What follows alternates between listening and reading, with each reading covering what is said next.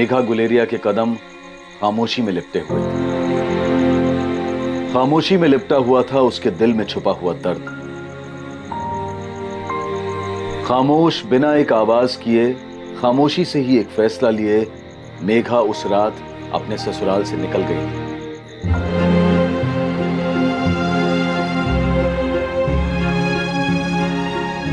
और अपने 4 साल के बेटे जगत को पीछे छोड़ गई थी। उसने जाते जाते एक आखिरी बार अपनी ननद कंचन गुलेरिया, ससुर रणछोड़ गुलेरिया और सास पार्वती गुलेरिया को देखा।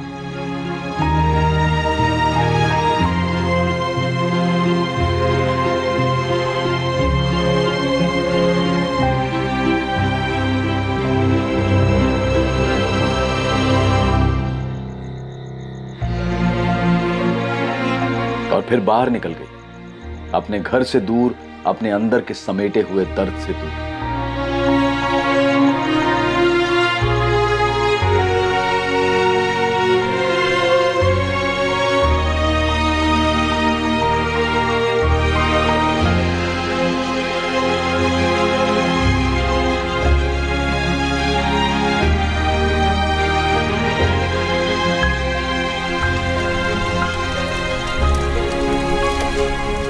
लेकिन उस रात उसका उठाया ये एक कदम आगे कई जिंदगियां तबाह करने वाला था। मेघा गुलेरिया ने ये कदम क्यों उठाया था? वो आखिर कैसी जिंदगी जी रही थी? उसके साथ ऐसा क्या हुआ था जिसकी वजह से उसने अपनी ही जान लेने के बारे में सोचा? क्या उस रात मेघा गुलेरिया ने आत्महत्या करने के अपने फैसले को अंजाम दे दिया था? इस रात से पहले दिन के उजाले में आखिर मेघा गुलेरिया के साथ ऐसा क्या हुआ था कि वो इस तरह का कठोर कदम उठाने जा रही थी? जगत, जगत रुक, दूध पी ले बेटा। क्या कर रहा है बेटा? बहुत सारा काम है, ऐसा मत कर। छोड़, ये सब छोड़। नहीं, पहले दूध पी ले, बहुत काम है। दूध पी ले, बहुत सारा काम है, पी ले बेटा। नहीं बेटा, मेघा आई मासा। कितनी देर हो गई? ले, मैंने सब्जी काट दी है। ये सब काम तुझे करना चाहिए ना। जा जल्दी से खाना बना और भजन के बापू को खेत में दे आ।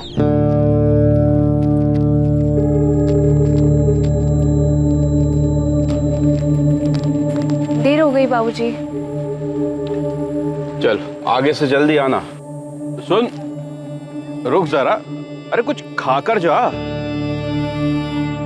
हाँ बेट। बाबूजी वो घर पे बहुत काम है, मैं घर पे खा लूंगी। कैसी है मेघा? मैं ठीक हूँ जेठ जी। बापू कह रहे हैं बैठने के लिए, तो बैठना। नहीं वो घर पे काम है, मुझे निकलना होगा।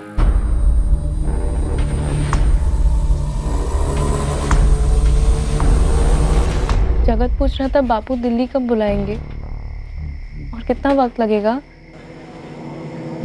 हम दोनों को यहाँ पे नहीं रहना है। बस थोड़े दिन रुक जा मेघा, 2 पैसे इकट्ठा कर लेने दे। उसके बाद मैं तुझे और जगत को बुला लूंगा अपने पास। तुझे तो पता है मैं खुद तेरे भाई और उसकी पत्नी के साथ रहता हूँ। बहुत छोटा सा कमरा है। वहाँ अपना कमरा कब तक हो जाएगा? थोड़ा टाइम तो लगेगा, आसान नहीं है। यहाँ किराए पे कमरा लेने के लिए बहुत सारा पैसा जमा करना पड़ता है। हमारी बहुत याद आती है। मैं कौन सा सुकून से हूँ तुम दोनों के बिना यहाँ। मेरी तो आंखें तरस गई तुम दोनों को देखे हुए। तो ले चलो ना हमें यहाँ से। मेघा, कोई तकलीफ है वहाँ? ए मेघा, बोलना क्या हुआ? कुछ नहीं हुआ है, मैं ठीक हूँ। तेरी आवाज़ से लग रहा है तू कुछ छुपा रही है। मुझे तकलीफ है पर बता नहीं रही। नहीं, कोई परेशानी नहीं है।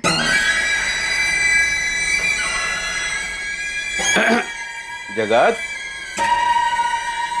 दादा ये देखो, ये ड्राइंग मैंने बनाई है।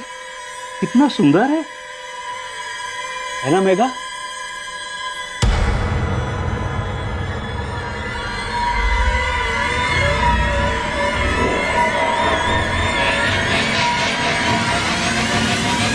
मेघा, कितना सुंदर मोर बनाया इसने। जी बाबूजी। रोज रोज क्या जरूरत है बापू के यहाँ जाके आने की? मेरे माँ बापू का घर है, वो हालचाल पूछने के लिए तो जाऊंगा ना। इसी बहाने मेघा के बड़े हालचाल पूछे जा रहे हैं। मेरे छोटे भाई की बीवी है, वो अकेली है बेचारी। दिल्ली जाते वक्त भजन कहकर गया था सबका ख्याल रखना, तू भी जाया कर। रोज नहीं तो 2-4 दिन में एक बार खोज खबर ले आया कर। बापू ये देखो जोधपुर में सर्कस लगा है, हम भी चलेंगे ना? हाँ, और जगत को भी साथ ले जाएंगे। जगत को ही साथ ले जाना, मेघा को नहीं। क्या अनाप शनाप बात कर रही है तू लता? तू आज इतनी चुप क्यों है मेघा? तू कुछ बोल क्यों नहीं रही? क्या बोलूं माँ, बोलने को कुछ है ही नहीं। माँ हूं मैं तेरी, फोन पर भी तेरी आवाज से पहचान सकती हूँ। कुछ हुआ है क्या वहाँ? क्या हुआ है बेटा? तू कुछ बोल क्यों नहीं रही है? ससुराल वाले परेशान कर रहे हैं क्या? वो पार्वती बहन और रणछोड़ भाई साहब ने कुछ उल्टा सीधा तो नहीं बोल दिया तुझे? नहीं माँ, ऐसी कोई बात नहीं है। साफ साफ बता बेटा, दहेज मांग रहे हैं क्या वो लोग? मैं तेरी माँ भी हूं और तेरा बापू भी हूं, बता मुझे, दहेज मांग रहे हैं क्या वो लोग?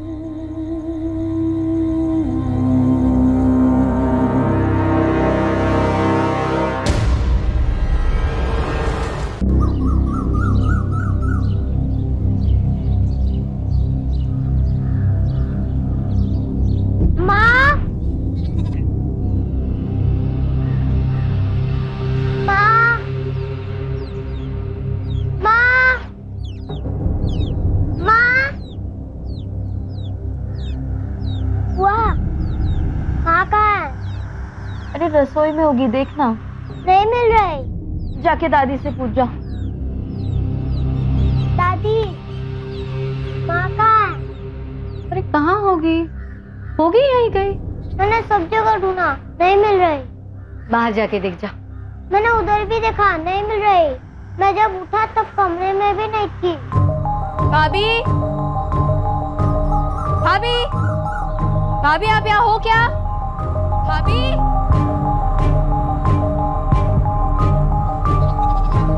ए धनीराम, हमारी बहू मेघा को देखा क्या?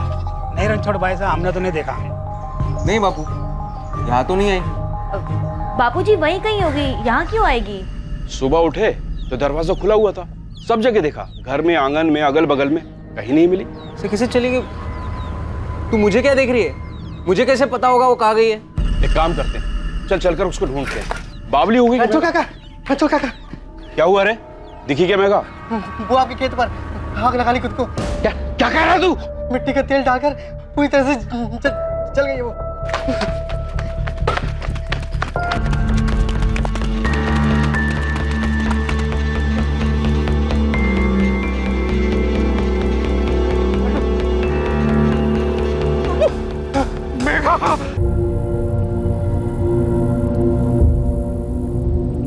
ये तेल का डब्बा हमारे ही रसोई का है, स्टोव के लिए इस्तेमाल होता है। आत्महत्या क्यों की तुम्हारी बहू ने? पता नहीं साहब, इसने ऐसा क्यों किया, हम तो इसे सुबह से ढूंढ रहे थे। मुझे भी कुछ नहीं पता साहब। मैं इसका जेठ हूँ, पर मैं मेरे बीवी और बच्चे के साथ अलग घर में रहता हूँ। वो रात में तेल का डब्बा लेकर घर से निकल गई और किसी को कुछ पता ही नहीं चला?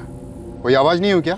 कोई आवाज नहीं सुनी, मेरी बेटी ने कोई आवाज नहीं सुनी, इसकी सास ने कोई आवाज नहीं सुनी, इसका बेटा वो तो इसके पास ही सोता है साहब, उसने भी कोई आवाज नहीं सुनी।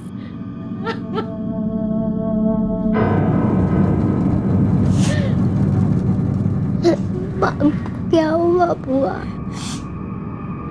पता नहीं जगत, लेकिन सब ऐसा क्यों बोले कि माँ मर गई? समझ में नहीं आ रहा, ऐसे क्या हुआ जो उसने आत्महत्या कर? कल रात को कोई झगड़ा हुआ था क्या?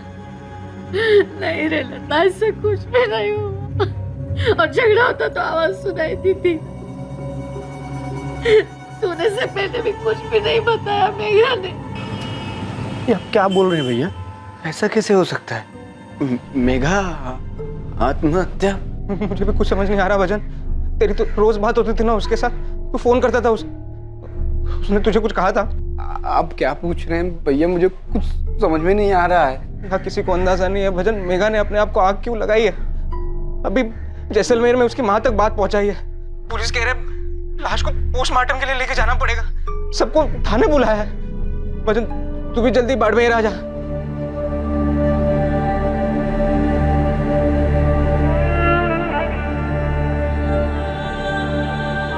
भैया मेरे जीजा जी को देखा क्या? हाँ भजन जी, जीजा जी, जीजा जी, आपसे कुछ कहा था क्या उसने? मेघा के परिवार के साथ उसका भाई गुंजन भी इस सवाल का जवाब ढूंढ रहा था कि आखिर मेघा ने आत्महत्या क्यों की। मेघा की खबर मिलते ही उसकी मां गायत्री चौहान तुरंत जैसलमेर से बाड़मेर के लिए निकली, जहां मेघा की लाश का पोस्टमार्टम किया जा रहा था। मेघा गुलेरिया ने आत्महत्या क्यों की थी, इस सवाल के साथ एक और अहम सवाल खड़ा हो गया था कि क्या मेघा ने वाकई आत्महत्या की थी? मेघा गुलेरिया ने आखिर आत्महत्या क्यों की थी? उसने एक कठोर कदम क्यों उठाया? या फिर यह एक हत्या थी जिसे किसी ने बखूबी आत्महत्या का रंग देने की कोशिश की?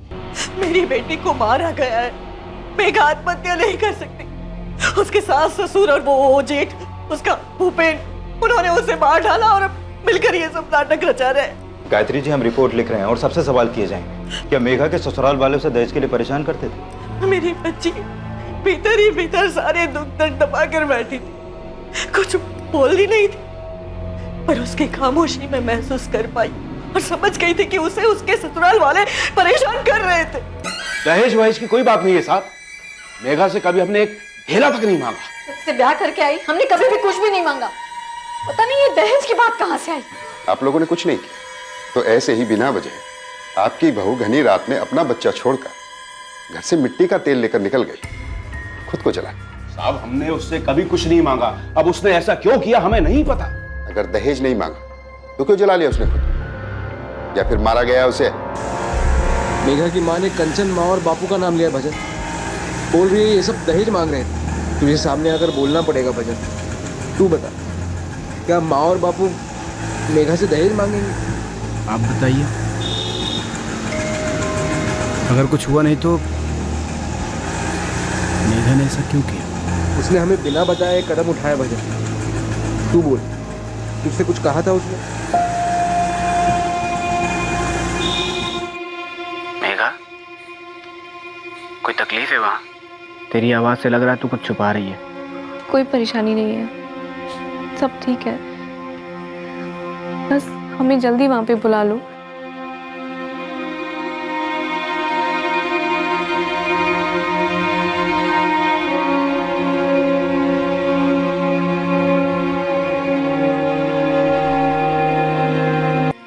कमरा देख लिया किराए पर, अगले महीने में ले रहा हूँ। 2 हफ्ते में गांव आ रहा हूँ तुझे और जगत को लेने। मेघा, अब तो खुश है ना? अब यहीं पे रहेंगे साथ में दिल्ली में, और जगत के लिए अच्छा स्कूल भी देख लिया है। मेघा, कुछ बोलना। हाँ।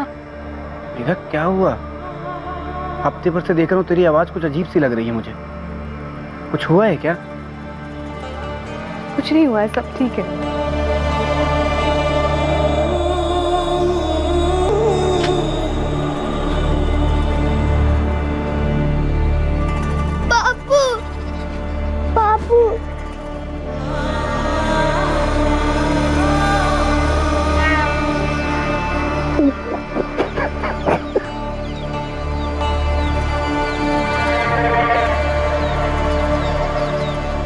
नाथुराम जी, हमने अपनी बहू से कभी कुछ नहीं मांगा, एक ढेला तक नहीं लिया उससे।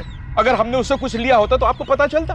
हाँ, ब्याह के पहले एक साइकिल उन्होंने जरूर दी थी, लेकिन अब मेघा की माँ हम पर दहेज उत्पीड़न का केस लगा रही है। नाथुराम जी, आप इंस्पेक्टर साहब को अच्छी तरह जानते हैं, आप ही समझाइए उन्हें, ये दहेज वाली बात बिल्कुल गलत है। छोरी मरी है उनकी, आत्महत्या की है उसने।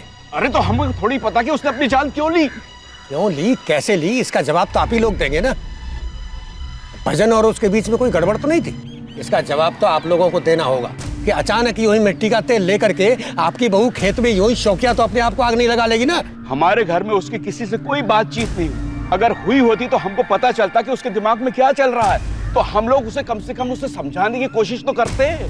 देखो भाई, हम पंचायत के मुखिया भले ही हों, पर ये दहेज के दबाव में आत्महत्या का मामला है, तो हम पुलिस पे जोर दे ही नहीं पाएंगे। और जब मेघा की माँ कह रही है कि आप लोगों ने दहेज मांगा है, तो किसी के परिवार के अंदर की बात में हम दखल कैसे दे सकते?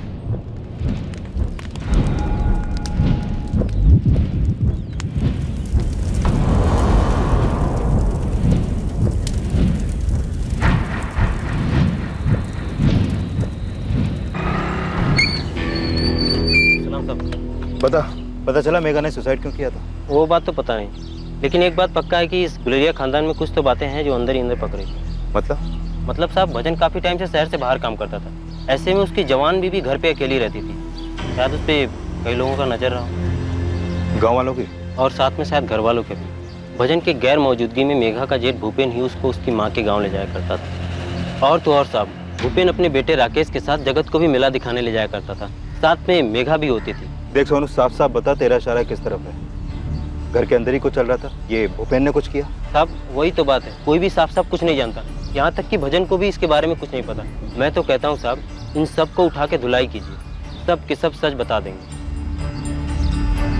मेघा गुलेरिया के ससुर रणछोड़ गुलेरिया, सास पार्वती गुलेरिया और ननद कंचन गुलेरिया पर दहेज मांगने और उसे आत्महत्या करने के लिए उकसाने की धाराएं लगाई गई। आप अच्छी तरह जानते हो जीजा जी कि आपके परिवार वालों ने मेरी बहन को मजबूर किया कि वो खुद की जान ले ले। पिछले 1 महीने से मुझे लग रहा था कि कोई बात है जो जिसकी वजह से वो बहुत दुखी है, और वो खुलकर बता नहीं पा रही है।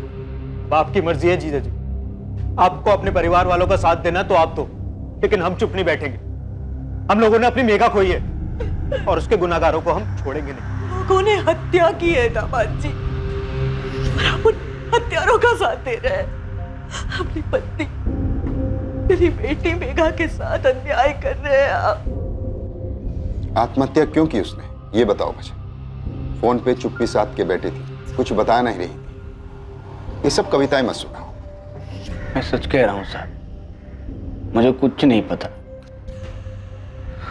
मैंने कई बार पूछा मेघा से कि क्या बात है मेघा बता, लेकिन उसकी खामोशी नहीं टूटी। लेकिन उससे बात करते वक्त मुझे एहसास होता था कि वो तकलीफ में तो थी। उसकी माँ ने अपने बयान में कहा है कि उसे पता चल गया था कि उसकी ससुराल में दहेज मांगा जा रहा है। तुमने कितने मांगे थे भजन? कोई दहेज नहीं मांगा साहब, कैसी बात कर रहे हैं आप? मैं तो मेघा से प्यार करता था, और बहुत प्यार। मैं उसे दिल्ली भी ले जाने वाला था, कमरा भी देख लिया था। मैंने उसको बोला था मैं 2 हफ्ते में आऊंगा उससे लेने, लेकिन देखो, 1 महीने से मेघा गुलेरिया अपने पति भजन गुलेरिया से फोन पे बात करते वक्त तकलीफ में थी। भजन गुलेरिया ने यह बयान दिया है, उसे सब पता था। लेकिन भजन गुलेरिया एक बार भी दिल्ली से वापस अपने गांव आकर अपनी पत्नी के आमने सामने बैठकर ये नहीं पूछता कि उसकी तकलीफ क्या है। मेघा के पति भजन को यह कभी समझ में नहीं आया कि आखिर उसकी पत्नी ने उसे अपनी तकलीफ के बारे में क्यों नहीं बताया। मेघा के ससुर, सास और उसकी ननद पर आत्महत्या के लिए उकसाने का आरोप लगा था, लेकिन वो शुरू से ही इस बात को मना करते आ रहे थे कि उन्होंने कभी भी मेघा से दहेज की मांग की थी। उनके बयान दर्ज किए गए जिसमें उन्होंने मेघा को आत्महत्या के लिए उकसाने के इल्जाम से साफ इनकार किया था। वो इस अपराध को स्वीकार करने के लिए बिल्कुल भी राजी नहीं। मेघा किसी बात को लेकर परेशान थी, लेकिन किस बात को लेकर परेशान थी ये बता पाना मुश्किल है। मतलब दहेज के अलावा भी कुछ और था? अबे मैं कैसे बताऊं साहब। हाँ, लेकिन मैंने कई बार उसको रास्ते में देखा था, जब वो अपने ससुर के लिए खाना लेकर आती जाती थी, तब उसका चेहरा कुछ उखड़ा उखड़ा सा रहता। अच्छा, ये भजन का बड़ा भाई भूपेन, ये अपने परिवार से अलग क्यों रहता है? कहानी क्या है? ये उनके परिवार का निजी मामला है, आप नाथूराम जी से पूछिए ना। दोनों भाइयों में फैसला हुआ कि छोटा भाई शहर में कमा रहा है, इस वजह से बड़ा भाई भूपेन यहाँ खेती बाड़ी का पूरा काम देखेगा और खेती से होने वाली आमदनी का ज्यादा हिस्सा बोलेगा। और उसने अपना घर भी बनवाया और परिवार के साथ रहने उसमें चला गया। नाथुराम जी, क्या सच में ये मामला सिर्फ दहेज का है? अब केस तो इसी का बना है, तो हमें लगा यही होगा। आपको कुछ और लगता है क्या? केस तो यही बना है, पर सबसे पूछताछ करने के बाद एक बात खटक रही है। क्या दहेज के अलावा कोई और बात हो सकती है? क्योंकि मेघा ने ना तो अपने पति को कुछ बताया और ना ही अपनी माँ से कुछ साफ साफ कह रही थी। और दहेज की बात पर मेघा की माँ कह रही हैं कि उन्हें आवाज़ तब हुआ जब मेघा ने उन्हें फ़ोन पर सिर्फ हाँ कहा। क्या चल रहा है वहाँ मेघा? सिर्फ दहेज की बात है क्या? हाँ।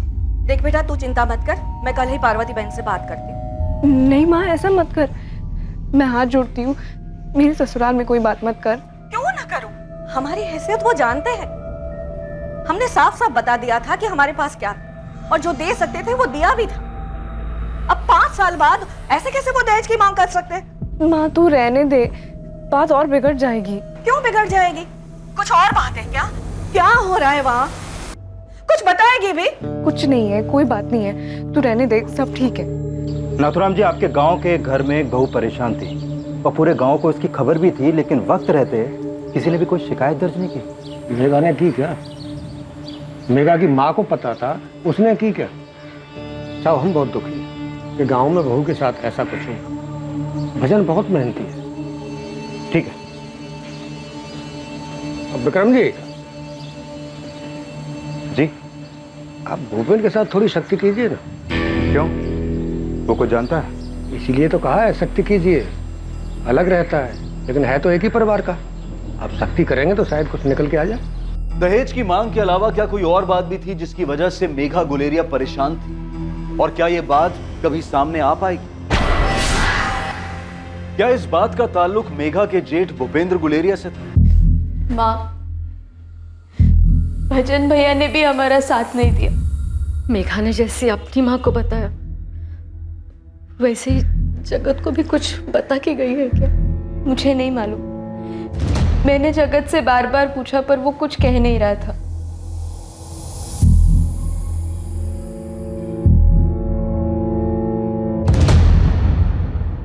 हाँ, वो तकलीफ में थी क्या बेटा? दादी और दादा ने माँ को बहुत परेशान किया था। बुआ माँ पे चिल्लाई थी क्या? तेरे को कुछ बोला था माँ ने? बड़े पापा ने माँ को कुछ कहा था क्या? माँ रो रही थी क्या?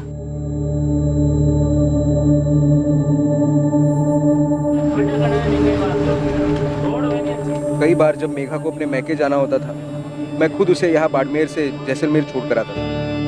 हम अलग रहते थे साहब, मगर घर के किसी भी परिवार के बीच किसी के लिए भी दिल में कोई दरार नहीं थी। मैं जैसे अपने बेटे राकेश को कहीं घुमाने ले जाता या मेले में लेके जाता था, तो उसके साथ जगत को भी ले जाता था साहब। और क्या क्या करते थे आप? क्या मतलब है साहब आपका?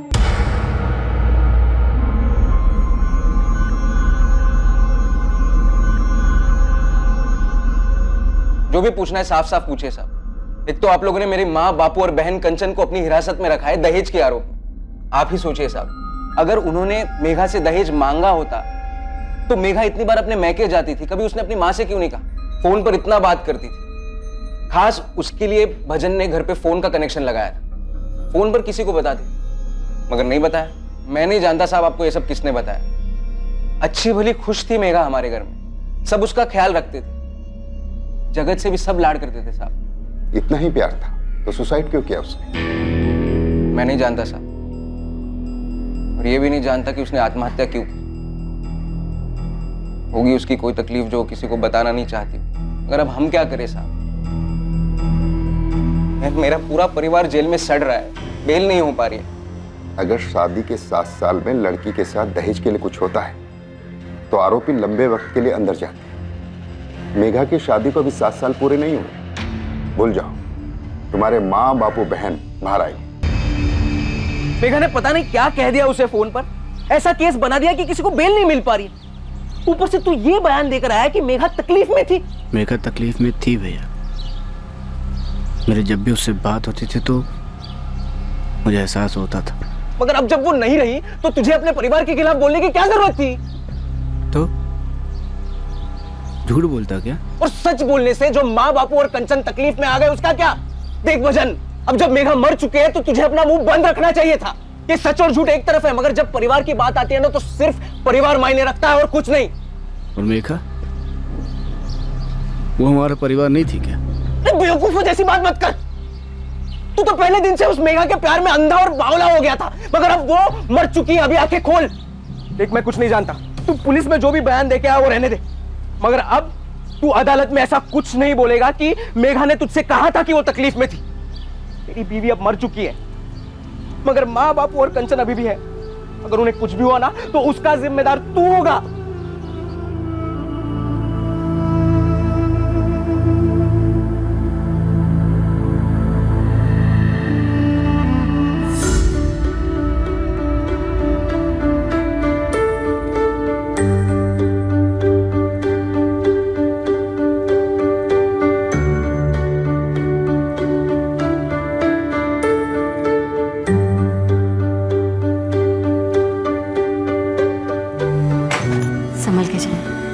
खुश रहो।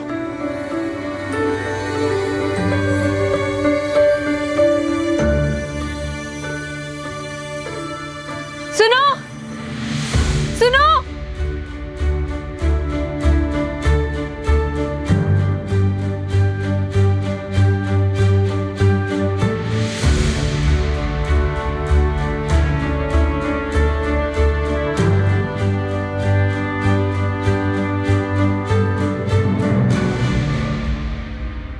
एक पति का अपनी पत्नी के लिए प्रेम उसके अपने परिवार के प्रति निष्ठा के बीच दीवार बनकर खड़ा होने जा रहा था। इंसाफ का तराजू किसी भी तरफ झुके, पर फैसला भजन गुलेरिया के दिल को चीर कर रख देने वाला था।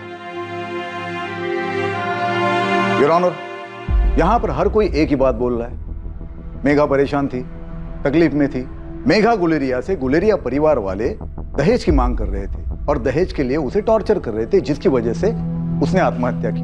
लेकिन योर ऑनर, इस बात को साबित करने के लिए किसी भी तरह का सबूत अब तक पेश नहीं किया गया। योर ऑनर, केरोसिन कैन जो गुलेरिया परिवार के किचन से है, गुलेरिया परिवार के घर का दरवाजा खुला पाया गया 8 सितंबर की सुबह। मेघा गुलेरिया कहीं भी किसी को भी नहीं मिली, ढूंढने पर भी नहीं, और खेतों में मिली, वो भी जली हुई हालत में। योर ऑनर, एक 23 साल की औरत जिसने अपनी मां से साफ साफ कहा था, उसकी मां यानी कि गायत्री जी ने अपने स्टेटमेंट में मेघा गुलेरिया के ससुराल द्वारा मेघा से दहेज की मांग की थी, और यही बात उसने कोर्ट में भी कही थी। लेकिन सबूत कहां है योर ऑनर? मेघा ने अपनी मां के साथ फोन पर बातचीत की, यह सबूत नहीं हो सकता।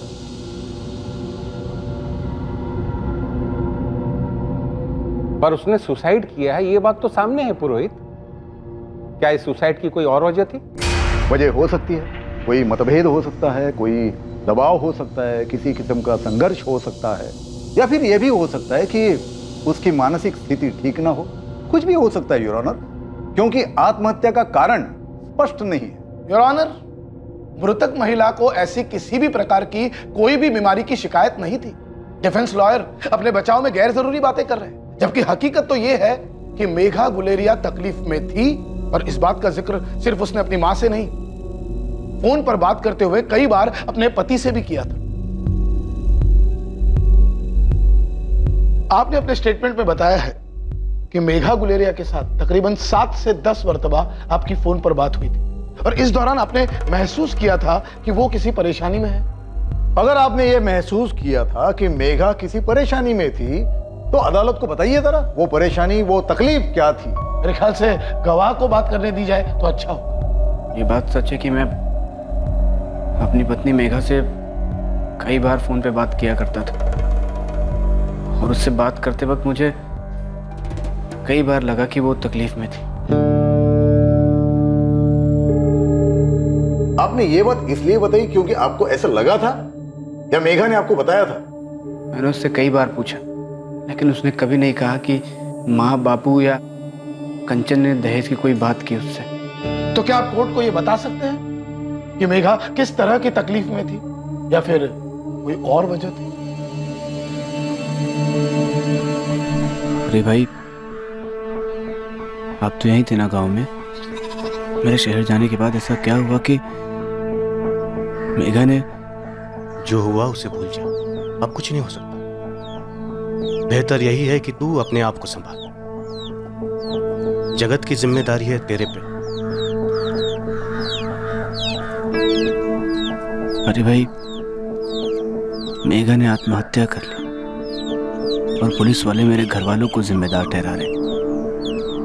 ऐसे में सच क्या है, झूठ क्या है, जाने बगैर सोचना कैसे छोड़ दूं? आप ही बता दो। मेरे पीठ पीछे मेरे घर वालों ने मेघा के साथ कुछ किया था क्या? मुझे लगता है शायद मेघा तेरे घर में खुश नहीं थी। कोई तो बात थी जो उसे खाए जा रही थी। कौन सी बात थी? अरे भाई, क्या बात थी? मेघा ने कभी आपको बताया या आपने देखा हो? वो शायद शायद क्या? अरे भाई, शायद क्या? शायद उसे तेरे घर वालों की कोई बात बुरी लगी थी। अब किसने क्या किया मुझे ये तो नहीं पता। हाँ, लेकिन वो जल्द से जल्द तेरे पास शहर में आना चाहती थी। उर्मिला काकी, मेघा ने कभी आपसे कोई बात की थी? बात तो अक्सर हो जाती थी भजन, लेकिन उसने कभी कुछ बताया नहीं मुझे। हाँ, उदास उदास सी रहती थी मेघा, लेकिन मैंने भी कभी कुछ पूछा नहीं। और अब जो तेरे घर वालों पे आरोप लगा है, कभी सोचा नहीं था कि तेरे माँ बापू कंचन मेघा के साथ घर के अंदर ऐसे व्यवहार करते होंगे।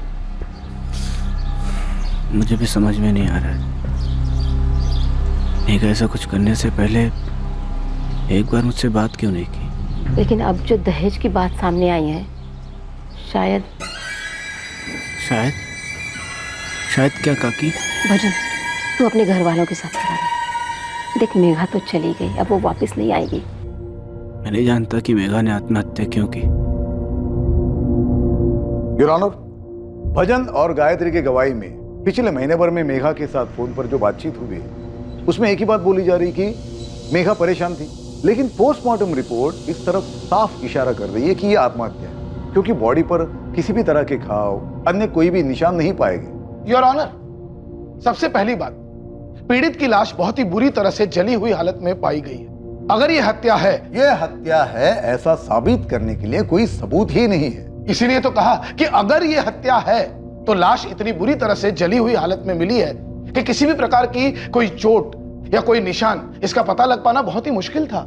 योर ऑनर, इस पूरे मामले में दो बातें बहुत अहम है जो अभी तक साबित ही नहीं हुई है। पहली बात, आईपीसी सेक्शन 498A इस पूरे मामले में दहेज के मांगे जाने का कोई भी सबूत नहीं है। दूसरी बात, आत्महत्या के लिए उकसाने की। इन दोनों बातों को प्रूव करने के लिए कोई भी सबूत अभी तक पेश नहीं किया गया। ये कोई असामान्य बात नहीं।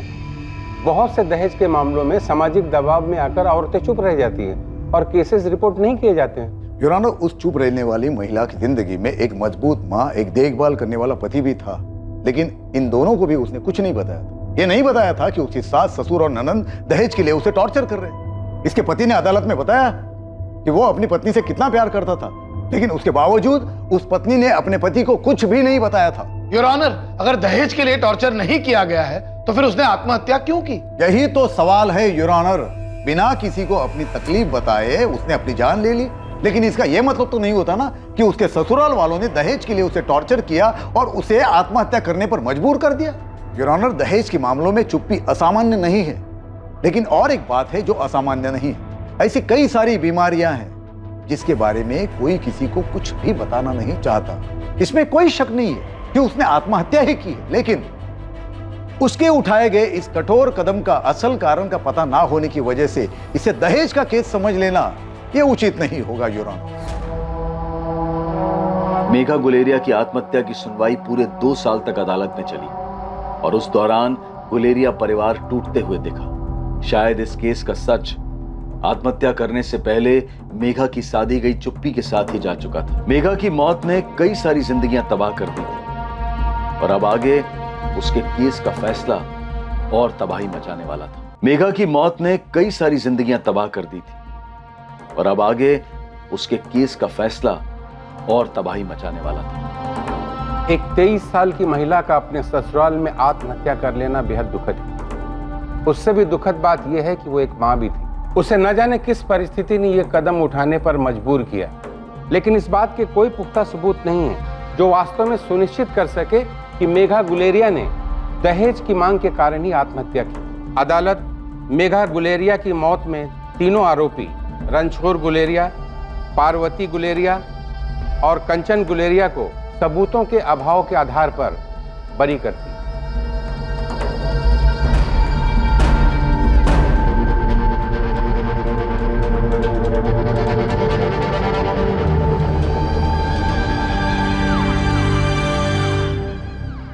माफ करना माँ जी, मैं मेघा का ठीक से ख्याल नहीं रख पाया। मैं तुम्हें और तुम्हारे परिवार को कभी माफ नहीं करूंगी बचन। मेघा मेरी इकलौती बेटी थी, तुम सबने उसे मार डाला। अब से हर दिन मैं भगवान से यही मांगूंगी कि तुम सबकी जिंदगी बद से बदतर बना दे, इतनी तकलीफ दे कि तुम्हारा जीना दुश्वार हो जाए, तुम और तुम्हारे सारे परिवार का विनाश हो जाए। भजन गुलेरिया और उसके परिवार के लिए जिंदगी अब आगे कभी भी आसान नहीं होने वाली। भैया 2 किलो चावल देना। माफ करना लता भाई, पंचायत ने गुलेरिया परिवार का बहिष्कार किया है कोई भी लेन देन से मना किया है, मैं आपको कुछ भी नहीं दे सकता। माँ, माँ, दुकानदार ने हमें कुछ भी देने से मना कर दिया है। क्यों? पंचायत का फैसला है कि हमारे परिवार को कोई कुछ नहीं देगा। अदालत ने छोड़ दिया है, इसका ये मतलब नहीं है कि तुम लोग बेकसूर हो। मेघा की माँ जैसलमेर में रहती है, अब वहाँ के पंचायत का फरमान हमारे गांव के लोगों पर क्यों लागू कर रहे हैं? तुम लोगों ने उनकी बेटी को तकलीफ दी है, जान से मारा है। हमने नहीं मारा उसे। मैं, माँ, बापू, कंचन, हमने मेघा को कभी कोई तकलीफ नहीं दी और उससे कुछ भी नहीं मांगा कभी। दहेज के अलावा और भी बहुत सारी बातें सुनने में आई हैं। क्या सुना है आपने? कि मेघा के साथ घर के अंदर अभद्र व्यवहार हुआ। ये क्या बकवास कर रहे हैं आप नाथुराम जी? भजन तो कुछ बोलेगा। नाथुराम जी, जो कुछ भी हुआ उसका हमें बहुत दुख है। मेघा के जाने का गम सबसे ज्यादा मुझे, और ये गम जिंदगी भर सताएगा मुझे। गलती मेरी है, कसूरवार मैं हूं। उसको छोड़ के मुझे शहर जाना ही नहीं चाहिए था। मुझे उसके साथ रहना चाहिए था यहीं गांव में। पंचायत ने भजन और भूपेन की विनती को मान लिया और उनके बहिष्कार करने के फैसले को वापस ले लिया। लेकिन अब भी इस परिवार की जिंदगी में कुछ और ज्यादा तबाही आनी बाकी थी।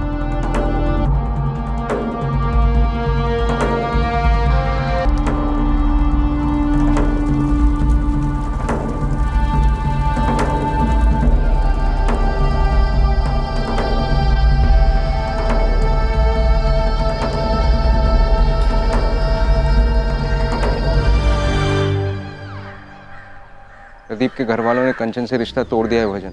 बोल रहे वो जेल जाकर आई है। वो नहीं चाहते कि कंचन उनके घर जाए। माँ से बोल देना। मैं नहीं बोल पाऊंगा।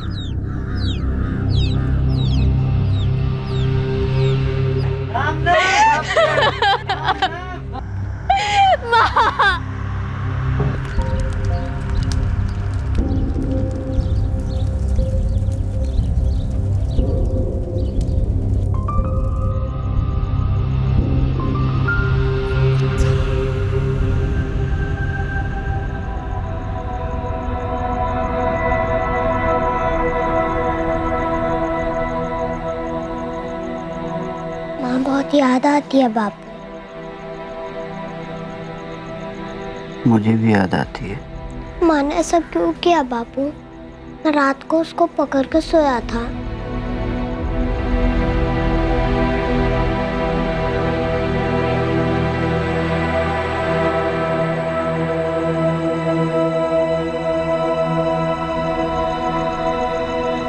माँ मुझको क्यों छोड़ के चले गई बापू? उसने ऐसा क्यों किया? उसने ये कठोर कदम क्यों उठाया? सच तो यह था कि इस कहानी में दहेज की कोई बात ही नहीं थी। किसी की तरफ से दहेज की कोई मांग नहीं की गई थी। मेघा का पति भजन समझ ही नहीं पा रहा था कि मेघा की आत्महत्या करने की वजह क्या थी, और उस वजह को जाने बिना उसका मन शांत नहीं हो रहा था। इसलिए उसने उस सच का सामना करने की ठानी जो उसके मुताबिक मेघा की आत्महत्या का कारण हो सकता है। मेघा की माँ ने मुझे श्राप दिया था। देख, बापू भी चला गया और माँ भी चली गई। माँ और बापू अंदर से टूट गए थे भजन। मेघा रोज मेरे सपने में आती है और मैं हर बार उससे पूछता हूँ कि उसने ऐसा क्यों किया। सब दहेज की वजह से हुआ था। मैं नहीं मानता। मैं 4 साल यहीं पे था सबके साथ। माँ, बापू या किसी ने कभी दहेज की कोई बात ही नहीं की। काश वो हमें बता के जाती कि वो ऐसा कुछ करने वाली, क्यों करने वाली। काश हम उसे रोक पाते।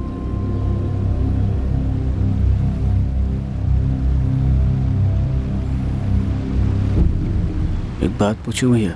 मैं जानता हूँ भजन, कंचन की शादी करनी है। मैं लड़का ढूंढ रहा हूँ, मगर तू भी जानता है आसान नहीं है। मगर अभी भी तेरे लिए लड़की ढूंढना मुश्किल नहीं है भजन।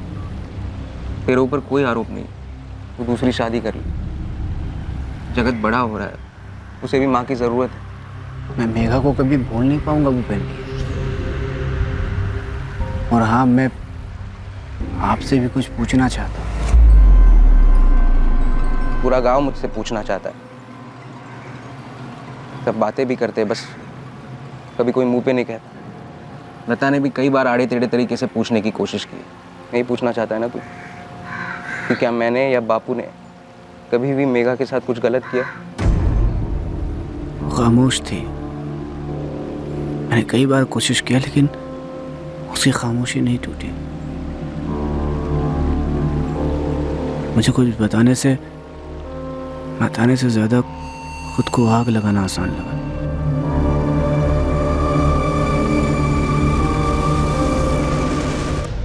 सोचकर भी रूह कांप जाती है।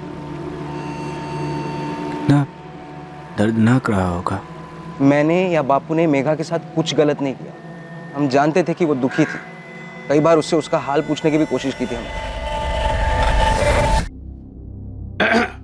जगत, दादा ये देखो, ये ड्राइंग मैंने बनाई है।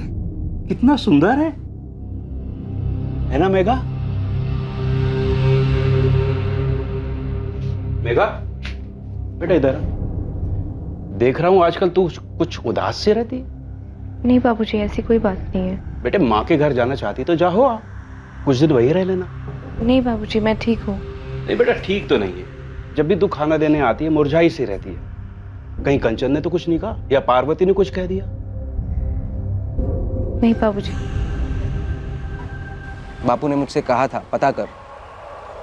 कई बार मैंने उसके साथ हंसी मजाक करने की कोशिश की। सोचा था उसका दिल बहल जाएगा। बापू के कहने पर कई बार उससे कहा तुम्हारी माँ के पास जैसलमेर छोड़ा था, मगर उसके मुंह पर वही खामोशी बंधी रही। तो जब आप लोगों को पता था तो आप लोगों ने मुझे क्यों नहीं बताया? क्या उसने तुझे कभी बताया? फिर तो रोज बात होती थी ना उसके साथ, जबकि उसकी आवाज सुनकर तू जान गया था कि वो ठीक नहीं है। पता नहीं क्यों खामोश रही। माफ करना भैया, मैंने आप पर और बापू पर जो बीत गया सो बीत गया भजन। मगर उसने ऐसा क्यों किया, ये जानने के लिए जितना तू अंदर से तिलमिला रहा है ना, नहीं हम भी बेचैन। तो फिर उसने ऐसा क्यों किया भैया? जब कोई तकलीफ नहीं थी उसे घर में,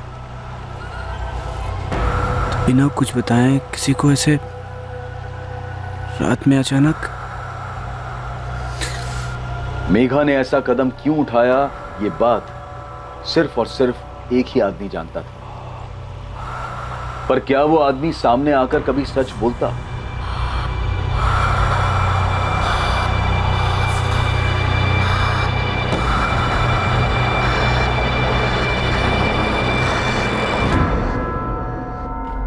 मुबारक हो कमल, लड़का हुआ है। चंदा कैसी है? माँ और बच्चा दोनों एकदम स्वस्थ हैं। मुझे तो लगता है पूरा तुझ पे ही गया है कमल।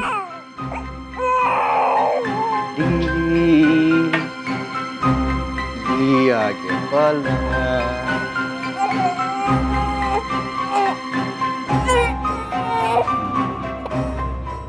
सूरज नाम कैसा रहेगा इसके लिए? बहुत अच्छा नाम है। तू चंदा और ये सूरज। शायद हम कभी न जान पाए कि तेरी माँ ने ऐसा क्यों किया, पर हमें तो जीना है ना। तेरी माँ तुझसे और मुझसे बहुत प्यार करती थी और उसने जो कुछ भी हमें सिखाया है उसी के सहारे आगे की जिंदगी काटनी है। हमें खुश रहने की कोशिश करनी है। भजन ने तो जिद बांध लिया लगा, दोबारा शादी नहीं करेगा। मगर जगत को एक माँ की जरूरत है, तथा जगत भी अपने ही घर का बच्चा है। राकेश और जगत हमारे लिए हमेशा बराबर होने चाहिए। हो सके तो जगत को भी अपना बेटा मानकर एक माँ का प्यार देने की कोशिश करना। सुनो, मुझे माफ कर दो, मैं हमेशा आप पे शक करती थी। सभी ने किया था लता, कुछ लोग तो आज भी करते हैं। मगर ये सब भूल जाओ, मेरे दिल में किसी के लिए कोई मलाल नहीं है। बस किसी दिन मेघा के उठाए इस कदम की वजह पता चल जाए तो अच्छा होगा। भूपेन गुलेरिया ने पहले अपने भाई और अब अपनी पत्नी से जो कहा था, क्या वही सच था? क्या मेघा गुलेरिया ने कदम सिर्फ इसलिए उठाया था ताकि वो सारी प्रताड़ना से दूर अपनी खुशियां ढूंढ सके, या फिर इसके पीछे कोई और ही वजह थी? मेघा के इस कदम को उठाने के पीछे की वजह को ढूंढना आसान नहीं था, और वहीं दूसरी तरफ एक गांव में एक 12 साल का लड़का इस बात का जवाब तलाश रहा था कि उसकी मां अचानक कहां गायब हो गई थी।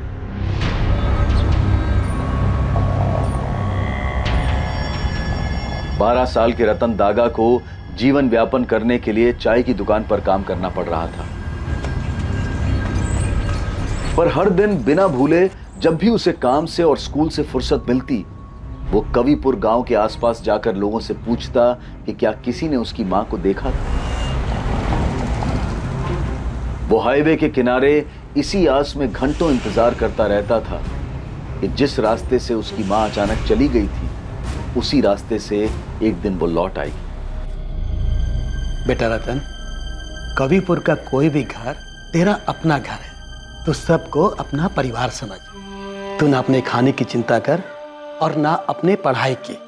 बेटा, सरपंच होने के नाते मैं तुझे वचन देता हूं कि तेरी जिम्मेदारी हम लोग अपने बच्चे की तरह निभाएंगे, ठीक है? और हाँ बेटा, जैसलमेर के आसपास जितने भी गांव है ना, सभी गांव में हमने तेरी माँ को बहुत खोजा, लेकिन उसकी कहीं कोई खबर नहीं मिली। तू फिक्र मत कर, जैसे ही किसी को कोई भी खबर मिलेगी ना, वो हमें तुरंत आकर बता देगा, ठीक है? रतन के पिता को रोड एक्सीडेंट में खोने के बाद गीता दागा ने अपना मानसिक संतुलन खो दिया था। वो अपने पति की मौत के सच को कभी नहीं मान पाई थी। उसे अब तक यही आस थी कि उसका पति कभी ना कभी घर वापस आ जाएगा। वो हाईवे के किनारे इसी उम्मीद में अपने पति की राह देखती रहती थी। अपने मृत पति की तलाश में वो अक्सर यहां वहां भटकती रहती थी और लगभग हर दिन रतन अपनी मां को गांव के हर कोने में खोजता। वो उसे किसी कोने में पड़ी हुई मिलती और रतन उसे फिर से घर वापस ले आता।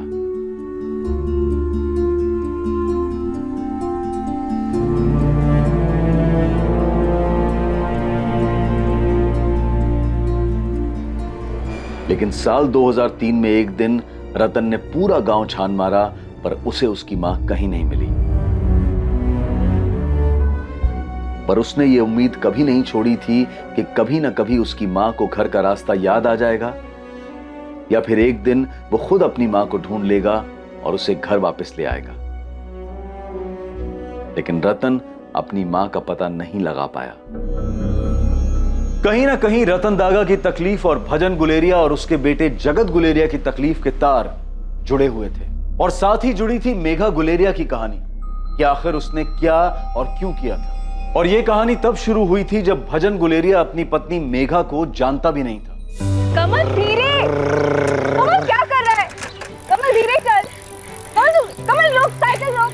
मैंने कहा ना साइकिल रोक। दोबारा ऐसा किया ना तो तेरी साइकिल पे बैठूंगी नहीं मैं। रोज रोज इतना चिल्लाती रहती है, कभी गिराया तुझे मैंने? पर मुझे डर लगता है ना।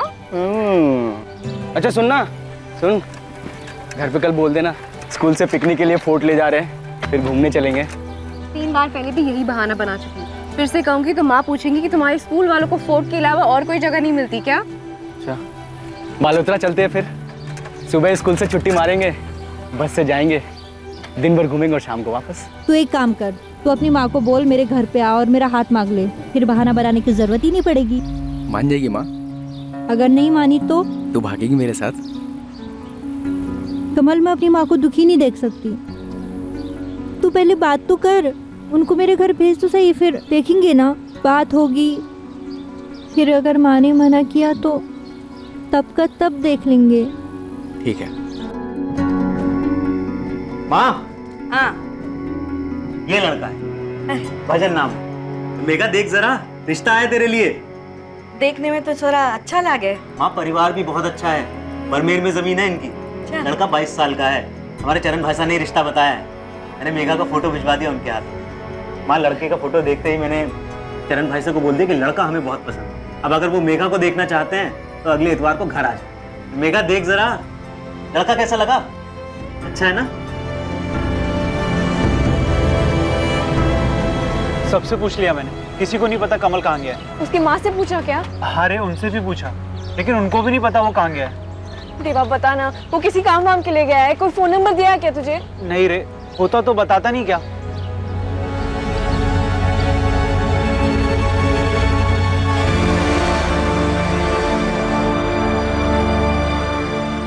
अरे मेघा बेटा, कैसी है तू? तेरी माँ ने बताया तुझे देखने के लिए रविवार को लड़के वाले आ रहे हैं। हाँ काकी, वो कमल की कुछ किताबें थी मेरे पास, उसको लौटानी थी। दे दो मुझे, वो आएगा ना तब मैं देती हूँ उसे। हाँ काकी, वो हफ्ते भर पहले कमल ने भी मुझसे कुछ किताबें ली थी। 5 दिन हो गए, वो स्कूल नहीं आया ना, कब तक आएगा वो? ये तो वही जाने बेटा। जोधपुर गया है अपने चाचा के घर किसी काम से। 5 दिन में आऊंगा ऐसे कहा था मुझे, लेकिन अभी तक नहीं है।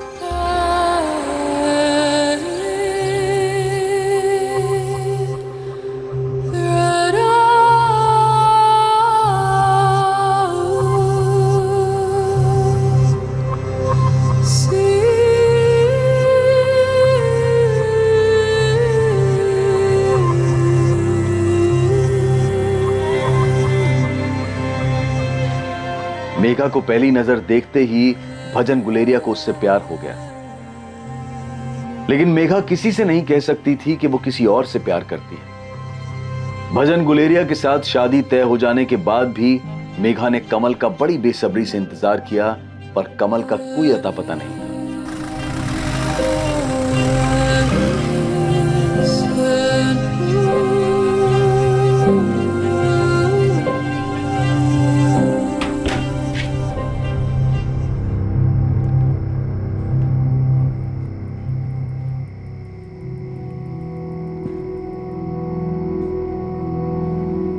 अब जब हमारी शादी हो ही गई है तो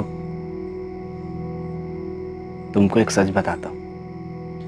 असल में मैं तो शादी ही नहीं करना चाहता था, तो माँ बापू और भूपेन भैया जबरदस्ती कसम देकर मुझे ले गए थे तुम्हें दिखाने। मैं तो शहर जाकर काम करना चाहता था, पर सच कहूँ तो जब मैंने तुमको देखा तो मेरा मन ही बदल गया। मैंने फैसला कर लिया कि मैं शादी तो तुमसे ही करूँगा। माँ बापू को तुम नहीं अच्छी लगी तो मैं अड़ जाऊंगा। तुमसे तो पूछा नहीं, शायद पूछते भी नहीं होंगे, लेकिन फिर भी मैं पूछता हूँ, क्या मैं तुमको पसंद आया?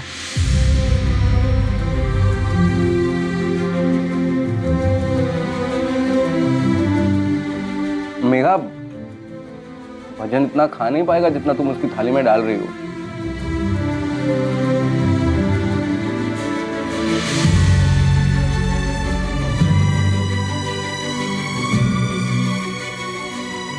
मेघा चौहान अब मेघा गुलेरिया बन चुकी थी। उसने ना सिर्फ इस शादी को स्वीकार कर लिया था, बल्कि वो इस शादी से खुश भी थी।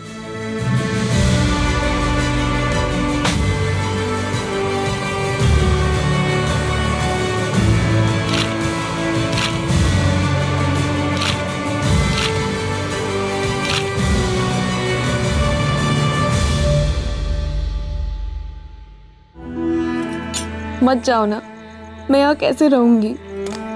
मेघा, मैं तेरे और जगत के लिए तो जा रहा हूँ ना।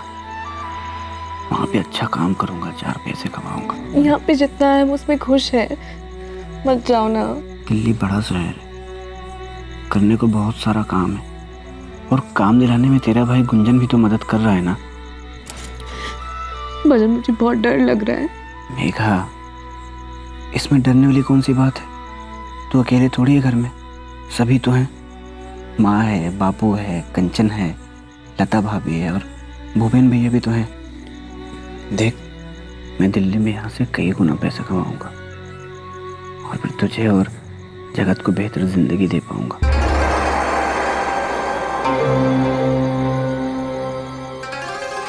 भजन बस यही सोच सकता था कि उसके दिल्ली जाने की वजह से मेघा दुखी थी। मेघा किसी भी हालत में उसे सच नहीं बता सकती थी कि उसके दिमाग में क्या चल रहा है, आखिर वो किस दुविधा से गुजर रही थी। सूरज, जवाब क्यों नहीं दे रहा? तूने दूध पी लिया? पहले दूध पी, चल खत्म कर सब। मम्मी देखो, उसमें मक्खी है। नाटक मत करो, थप्पड़ मारूंगी। खत्म करो। क्यों पिलाते हो मम्मी? इतना गंदा होता है। कि तेरे सेहत के लिए अच्छा है। अब पूरा खत्म कर। मम्मी पापा कब आएंगे? पता नहीं, पूछ के बताऊंगी। पापा हर बार बाहर जाते हैं, टूर पे जाते हैं, और कोई टाइम नहीं होता कि कब वापस आएंगे। अगली बार टीचर बुलाएंगे और आप दोनों को आना है। ठीक है, चलो अभी। वैसे पापा काम क्या करते हैं? बताया ना तुझे तेरे पापा सेल्स में है। पापा ऑफिस में काम क्यों नहीं करते? बाकी सबके पापा ऑफिस जाते हैं, दुकान जाते हैं, हर शाम को लौटते हैं। पापा की तरह हमेशा बाहर नहीं रहते। चुप कर, हर वक्त बकवास करता रहता है। अब चल, तेरी बस निकल जाएगी। उनको बोल देना। क्या हुआ चंदा, इतना चिल्ला क्यों रही है? तो और क्या करूँ, तू बता। कमल, सूरज बड़ा हो रहा है, तेरे बारे में सवाल करता रहता है कि तू कहाँ है, तू घर क्यों नहीं आता। उसके सारे दोस्त के पापा घर वापस आते हैं। दिन भर तुझे याद करके वो अपने दोस्त के पापा के बारे में बात करता रहता है। चंदा तो समझाओ उसको, मैं काम में फंसा हुआ हूँ। बस 2 दिन की बात है, मैं आ जाऊंगा वापस। कमल, मैं सूरज की परवरिश अकेली नहीं कर सकती। हम दोनों को यहाँ पे तेरी जरूरत है। चंदा, मैंने एक बार कहा ना, मैं आ जाऊंगा वापस, काम में फंसा हुआ हूँ। तुझे क्या लग रहा है मैं तुम दोनों को छोड़ के भाग जाऊंगा? तुम दोनों के बिना जी सकता हूँ क्या मैं?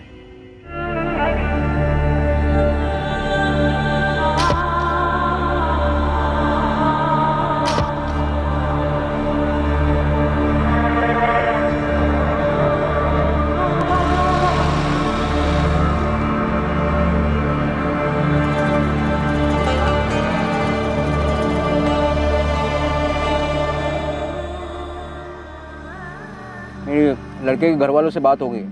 हम लड़के को एक मोटरसाइकिल दे रहे हैं। कंचन को 2 लाख के गहने देंगे जो लड़के वालों के घर जाएंगे। साथ में 2 लाख नकद भी देंगे। और उनके मेहमानों का ख्याल तो हम रखेंगे। भजन, तू सुन रहा है? हाँ, आप कैसे भी करके कंचन की शादी तय कर दीजिए। मेरे बाद जो कुछ भी होगा मैं दे दूंगा। भजन, तू ऐसा क्यों कर रहा है? क्यों अपने आप को तकलीफ दे रहा है? जगत को देखा बड़ा हो गया है वो, उसकी पूरी जिंदगी पड़ी है उसके सामने, और अब तो वो भी सब कुछ भूल चुका है। तू क्यों नहीं भुला पा रहा? ना तू ठीक से खाता है ना अपना ख्याल रखता है।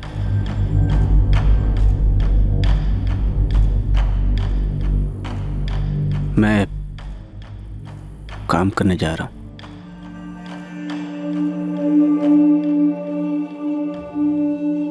एक भजन, जो कुछ भी हुआ उस तकलीफ से गुजरना सबके लिए मुश्किल था। ये जो लड़का है ना पंकज, बड़ी मुश्किल से हाँ कहा है उसने कंचन से शादी करने के लिए। उसने या उसके परिवार ने अभी तक तेरे बारे में कोई सवाल नहीं पूछा, ना ही तेरी बीवी के बारे में। मुझे डर है कि तेरी ये हालत देखकर वो सवाल पूछना शुरू कर देंगे और फिर हमें जवाब देना होगा, और फिर कंचन की शादी का क्या होगा? आप फिक्र मत करो भैया,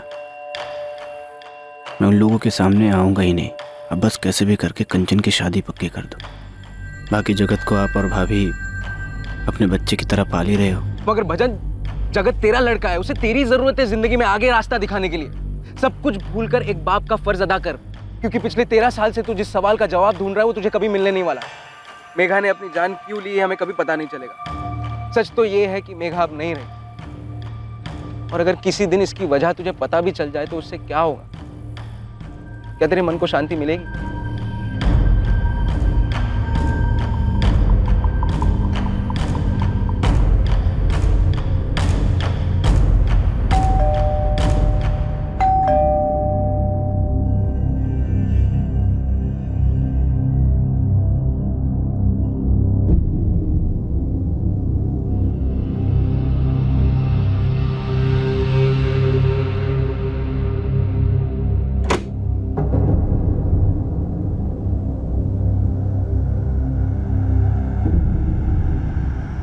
ये पकड़, अपने लिए अच्छी साड़ियाँ ले लेना और सूरज के लिए भी अच्छे कपड़े, और तेरे लिए नया मोबाइल लाया हूँ। इस बार कहाँ डाका डाला कमल? चैन से खाना खाने दे चंदा, 2 हफ्ते बाद घर का खाना मिला है। सूरज को मैं क्या कहूँ कमल? झूठ बोलना पड़ता है उसे कि उसके पापा सेल्समैन है इसलिए बाहर जाते हैं। क्या होगा अगर उसे पता चल जाएगा? मेरे पास उसके सवालों का कोई जवाब नहीं है। क्या होगा अगर उसको पता चलेगा कि उसके पापा सेल्समैन नहीं चोर है? कमल, तू ये सारी काम छोड़ क्यों नहीं देता? कुछ आम लोगों वाला काम करते हैं ना। कहने में बहुत आसान लगता है, कुछ और काम करूंगा तो इतने पैसे मिलेंगे क्या? न तेरी जरूरतों का ख्याल रख पाऊंगा न सूरज की। और अगर सूरज को पता चल गया तो?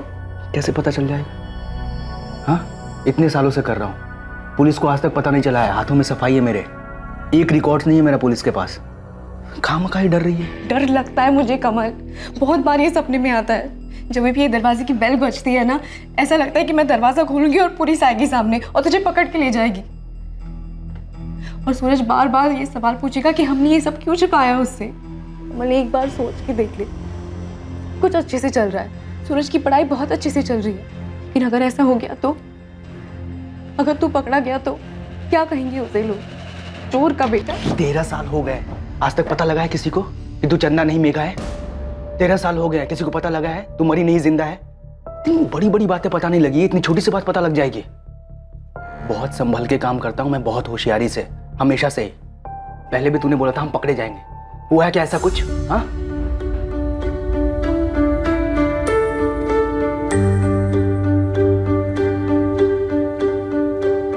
अरे जी तेरे, आप भी रुक जाते दामाद जी। अरे नहीं, बहुत काम है। तो आपने कहा मेघा और जगत को छोड़ दूं इसलिए ले आएंगे। अब मेघा आई है यहाँ तो कम से कम 2 हफ्ता रुकने दो उसे। हाँ ठीक है।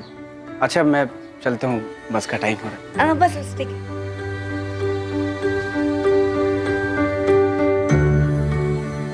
कोई 2 हफ्ते नहीं, 4 दिन में लेने आऊंगा, तैयार रहना। तुम माँ से क्यों नहीं बोला? अभी ले जाओ। अरे उनका मन भी रखना पड़ता है ना। अच्छा अब मैं चलता हूँ। जाऊँ? देख अगर नहीं बोलेगी तो नहीं जाऊँगा फिर। भैया और बापू अलग से 4 बात सुनाएंगे कि छोरी की शादी क्या हो गई, जोरू का गुलाम हो गया, एकदम काम धंधा ही छोड़ दिया। ठीक है जाओ, पर आ जाना 4 दिन में।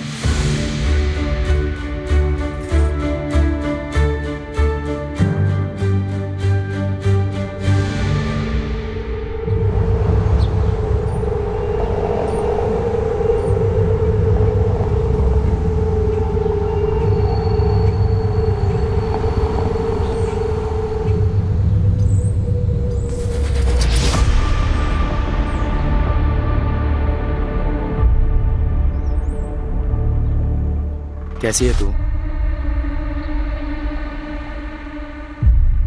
तू अब तक नाराज है? मैं आया था तुझसे माफी मांगने, पर तू बाड़मेर में थी। मेरी हिम्मत नहीं हुई वहां आने की। मैं जब भी गांव आता हूँ तेरा ही इंतजार करता हूँ कि तू कभी तो गांव आएगी। अब क्यों आया है कमल? जो हो चुका है वो हो चुका है। सब मेरी गलती है, मुझे पता ही नहीं था तेरे साथ क्या चल रहा है। मैंने वापस आने में देर कर दी। देर नहीं, तुमने बहुत देर कर दी। सब खत्म हो चुका है, मैं अपनी जिंदगी में नई शुरुआत कर चुकी हूँ। वो गांव के बाहर का घर याद है ना तुझे? कल इंतजार करूंगा मैं तेरा वहां। जो तू मुझे भूल चुकी है तो मत आना, नहीं तो बस आकर माफ कर देना मुझे।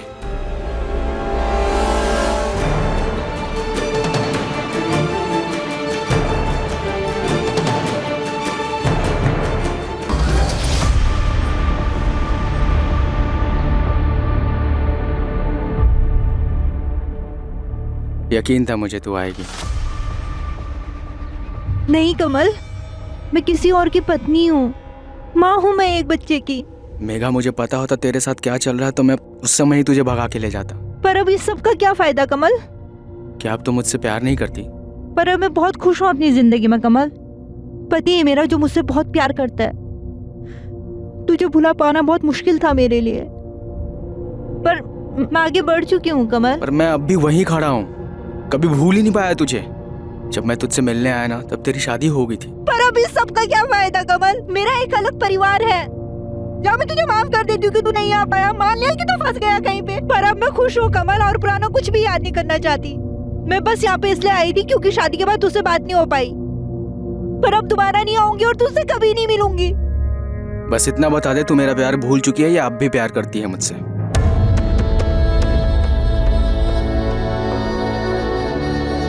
बोलना इतना आसान होता ना, तू कभी आती ही नहीं यहाँ। कमल मैं तुझसे बहुत पहले प्यार करती थी,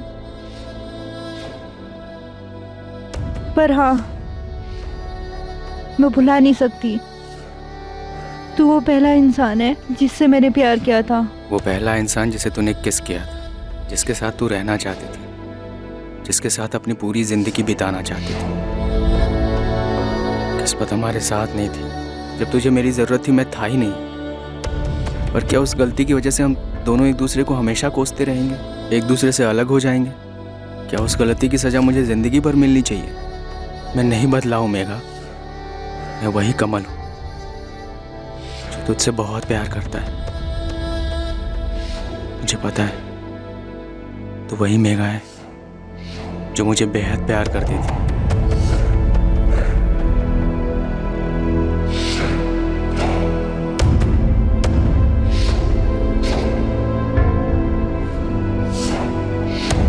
मेघा, हमारी मंजिल पहले भी एक थी, आज भी एक है और हमेशा ही एक रहेगी।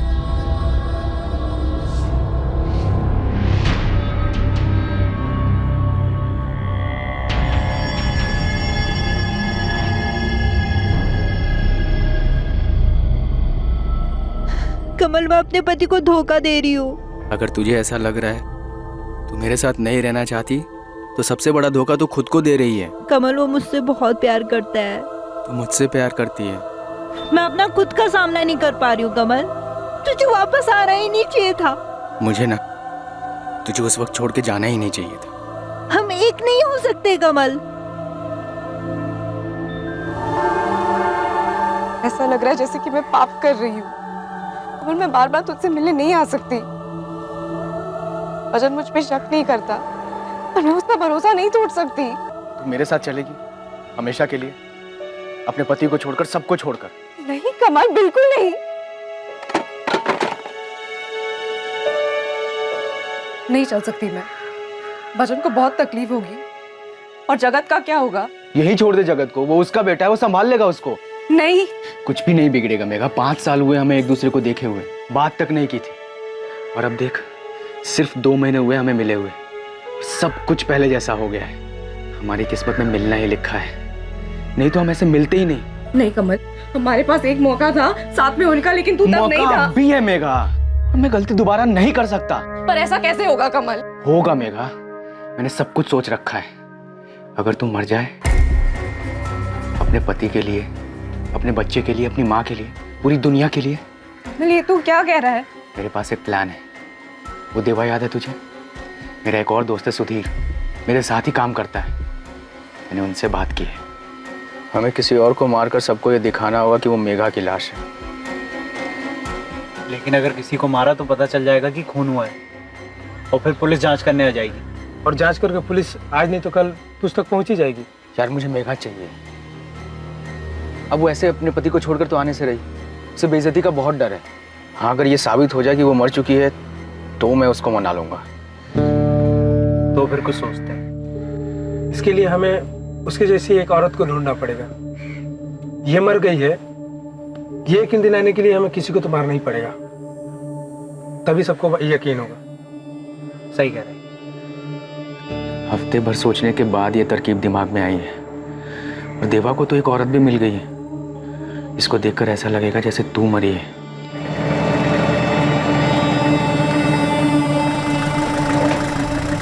वो देख, उसका दिमागी संतुलन ठीक नहीं है। यहाँ वहाँ इधर उधर, सड़क, हाईवे, पूरे गांव भर में घूमती रहती है अपने मरे हुए पति की तलाश में। बेचारी जिंदगी से बहुत परेशान है। अब इसे मारकर हम इसे मुक्ति दे सकते हैं। मेघा, तुझे खामोश रहकर सिर्फ ऐसे दिखाना है जैसे तेरे पति और सास ससुर को लगे कि तू परेशान है। थोड़ा नाटक करना पड़ेगा। आसपास वाले लोगों को ऐसा लगना चाहिए कि ससुराल में तेरे साथ कुछ हो रहा है और तू बोल नहीं पा रही है। ऐसा जैसे ससुराल वाले तेरे ऊपर दहेज को लेकर के जुल्म कर रहे हैं, तुझे मानसिक तौर पर परेशान कर रहे हैं। और थोड़ा ऐसा भी लगना चाहिए कि ससुर और जेठ तेरे साथ कुछ गलत कर रहे हैं। जब भी तेरी माँ का फोन है ना, तो तू ऐसे बात कर जैसे तू परेशान है और अपने सास ससुर से खुश नहीं है। भजन दिल्ली जा रहा है गुंजन भैया के साथ काम करने के लिए, ताकि मुझे और जगत को एक अच्छी जिंदगी दे पाए। और मैं यहाँ। फिर तो ये और भी अच्छा मौका है। हम ऐसा दिखाएंगे जैसे तूने आत्महत्या की है। तुझे पता है, देवा मुझे बता रहा था अगर 7 साल के अंदर लड़की के साथ दहेज को लेकर कुछ हो जाए ना, तो ससुराल वाले लंबे समय के लिए अंदर जाते हैं। पर कमल, उन लोगों ने मेरे साथ कुछ बुरा नहीं किया है। तो मैंने कौन सा बुरा किया है मेघा, जो मैं तेरे बगैर जिंदगी बिताने की सजा काटूं? देख मेघा, हमें एक मौका मिला है, हम ये मौका गवा नहीं सकते। मान जा, हम बड़ी आसानी से एक दूसरे के साथ हो सकते हैं मेघा, और ऊपर वाले ने हमें ये मौका दिया है। ये सब सोचकर ये मौका बर्बाद मत कर।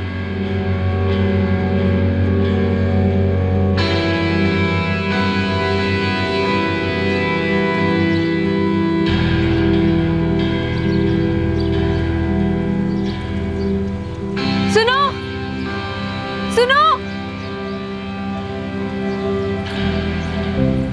मुझे माफ़ कर दो भजन, माफ़ कर दो। मैं तुम्हें छोड़ रही हूँ, फिर दोबारा कभी नहीं मिलूंगी। तू ऐसा करेगी तो मैं तुझे छोड़ के नहीं जा पाऊंगा।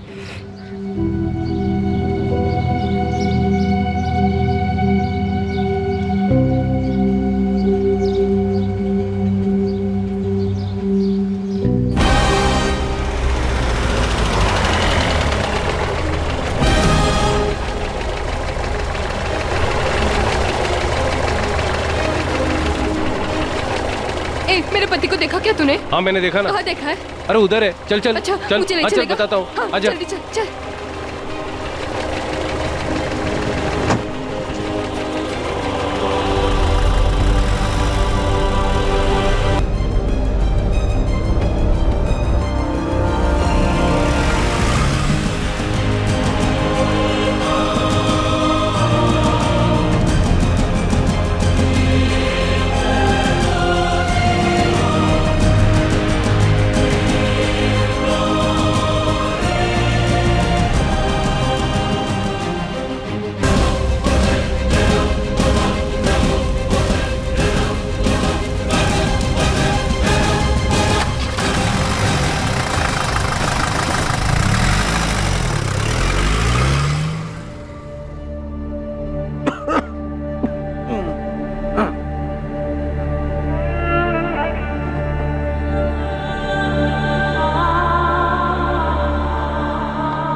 देखिए, रिपोर्ट्स के हिसाब से भजन को सेकंड स्टेज का कैंसर है। क्या कहा आपने?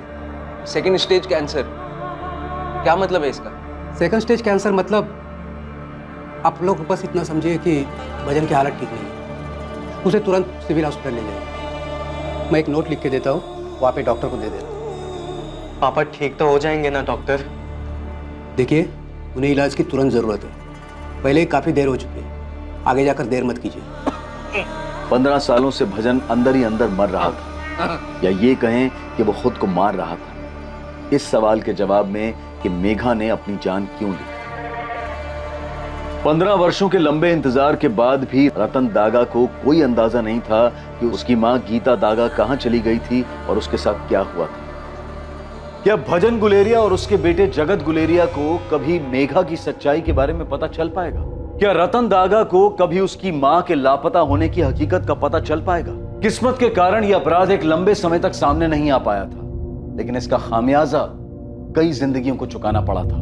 लेकिन 2018 में किस्मत एक बार फिर पलटने वाली थी और 15 साल पहले हुआ जुर्म अब सबके सामने आने वाला था।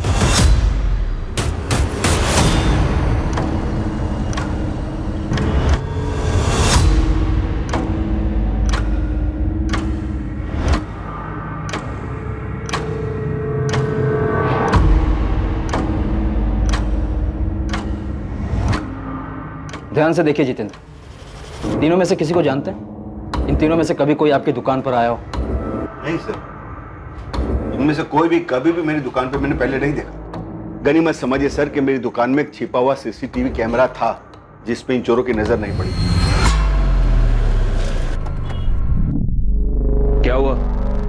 जी सर देखिए, मेरी दुकान के दोनों सीसीटीवी कैमरे, दोनों के तार काट चुके थे वो लोग। और तो और सर, वो जो सीसीटीवी के साथ रिकॉर्डिंग मशीन आती है ना, वो भी चुरा के चोर अपने साथ ले गए। मतलब आपकी दुकान का अच्छी तरह से मुआयना किया गया। हो सकता है कि आपकी दुकान का कोई वर्कर भी इसमें शामिल हो। नहीं सर, मुझे ऐसा नहीं लगता, क्योंकि सर यहाँ पे देखिए, यहाँ एक और छुपा हुआ सीसीटीवी जिसमें सेल्फ रिकॉर्डिंग हुआ है सर। इस रिकॉर्डिंग में तीनों चोर के चेहरे साफ साफ नजर आते हैं। चोरों को तो नहीं पता था कि यहाँ छिपा हुआ सीसीटीवी है, लेकिन मेरे सारे वर्कर्स जानते थे। और अगर सर मेरे वर्कर्स मिले हुए होते तो ये सीसीटीवी भी गायब हो जाना चाहिए था ना। सर, इन तीनों की फोटो जोधपुर के सभी पुलिस स्टेशन में सर्कुलेट कर दी है, लेकिन कहीं से कोई लीड नहीं मिल रही। कोई नहीं पहचानता इन तीनों को। ऐसे कैसे हो सकता है? फिर से भेजना, पूरे राजस्थान राज्य में भेजना। इतनी सफाई से चोरी की है उन लोगों ने, नए बंदे तो नहीं लगे। कहीं ना कहीं कोई केस तो जरूर होगा उनका, और अगर बाहर की भी गैंग हुई तो भी पता चल जाएगा। ठीक है सर। पूरे राजस्थान के किसी भी थाने में तीनों में से किसी एक की भी हिस्ट्री नहीं है? नहीं सर, किसी के बारे में कुछ पता नहीं चला है। अब सर समझ नहीं आ रहा कि चोर बाहर के स्टेट से आया था क्या? वैसे मैंने उनकी डिटेल्स दिल्ली और एमपी में भी भेज दी है। आसपास के दुकान से भी कोई फुटेज नहीं मिला। वैसे सर इस तरह की चोरी के केस पहले भी सामने आ चुके हैं। सीसीटीवी वायर को काटा गया, पीवीआर मशीन को लेकर चले गए, लेकिन सर वहाँ कहीं भी कोई छुपा हुआ सीसीटीवी कैमरा नहीं था। इसी वजह से चोरों की फुटेज सामने नहीं आई। फिर तो पक्का कोई मजा हुआ गैंग है जो काफी सफाई से अपने काम को अंजाम दे रहा है। पहली बार सामने आया। कैसे भी हो इन्हें पकड़ना है। कई सालों की चोरी का हिसाब मिलेगा इनसे। अंदर आओ साहब। उस्मान आजा आजा। कोई टिप मिला क्या? साहब हाँ भी और नहीं भी। मतलब मुझे और ना मेरे बंदों को इन तीनों की कोई हिस्ट्री का पता ही नहीं चला, लेकिन इनमें से एक बंदा है, इसका पता चला है। इसका नाम है कमल राजपूत। अपना एयरपोर्ट रोड साइड इसका घर है। मैंने डबल चेक किया साहब, ये बंदा कमल राजपूत ही है। घर में बीवी रहती है जिसका नाम है चंदा राजपूत। छोटा बच्चा है सूरज। बाकी इसका अगला पिछला सब पता कर रहा हूं मैं।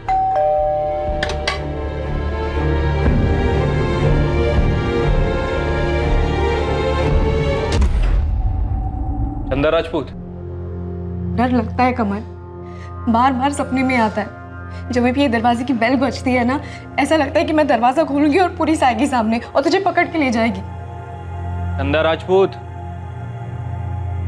जी। ये तुम्हारा पति कमल राजपूत है?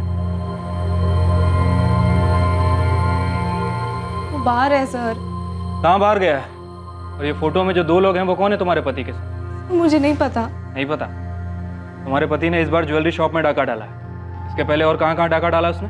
सर मैं आपको बता रही हूँ ना, मुझे कुछ नहीं पता, मैं सच कह रही हूँ। सर वो घर के अंदर नहीं छुपा है। ठीक है, तुम हमारे साथ पुलिस स्टेशन चलो। तुम चलोगी, पीछे पीछे तुम्हारा पति भी आ जाएगा। नहीं नहीं सर, मैं नहीं जानती कि वो कहाँ है, क्या काम करता है। सर मेरा बेटा स्कूल से आने वाला है, मुझे घर पे रहना होगा। क्या उम्र है तुम्हारे बेटे सूरज की? सर वो 13 साल का है। हमारा एक कांस्टेबल तुम्हारे पड़ोसी के साथ यहाँ पे रहेगा, और जैसे ही तुम्हारा बेटा सूरज आ जाएगा उसे लेकर थाने आ जाएगा। तुम चलो। नहीं नहीं सर, मेहरबानी करके ऐसा मत कीजिए। आप चाहे तो अपना एक कांस्टेबल यहाँ पे रख दीजिए ना। जैसे ही मेरा सूरज यहाँ पे आता है ना, मैं आपके थाने आ जाऊंगी। तुम माँ बेटे को पता था कमल चोरी का काम करता है? नहीं सर, हमें नहीं पता था। तुम्हारा पति कमल ये जोधपुर का है? हाँ सर, यही का है। उसका फोन बंद आ रहा है, कहाँ है वो? सर मुझे नहीं पता। सर इनका बेटा सूरज बोल रहा है कि उसके फादर सेल्समैन है, कई दिनों तक घर से बाहर रहते हैं। सेल्समैन? कैसा सेल्समैन? चंदा राजपूत? सर मुझे नहीं पता। चंदा तुम्हें कुछ पता भी है या नहीं? सर मुझे पता है कि वो काम करता है, लेकिन क्या काम करता है, कहाँ काम करता है, मुझे नहीं पता। 13 साल का लड़का है तुम्हारा। 14 साल पहले शादी हुई थी ना? जी सर। सच बोल रही हो? इसमें भी कोई गड़बड़ है? नहीं सर, मैं सच बोल रही हूँ। तुमने बताया तुम्हारा पति कमल यहाँ जोधपुर का है, तुम भी यही की हो? जी सर। जोधपुर में कहाँ की? मायका कहाँ पर है तुम्हारा? और मायके में कौन कौन है? कोई नहीं है। कोई नहीं है? अरे तुम लोग पैदा हुए थे कि आसमान से टपके थे? तुम्हारा कोई नहीं है, तुम्हारे पति का भी कोई नहीं है। उसका फोन बंद आ रहा है, वो क्या काम करता है तुम्हें भी नहीं पता, और तुम्हें तो ये भी नहीं पता कि उसके साथ ये दो आदमी कौन है। हम जानते हैं चंदा राजपूत, तुम्हें सब कुछ पता है। पूरे 26 लाख के गहने चुरा कर भागा है तुम्हारा पति। इसके पहले भी चुराए होंगे। सच सच बताओ। सर मैं सच बता रही हूँ, मुझे कुछ नहीं पता।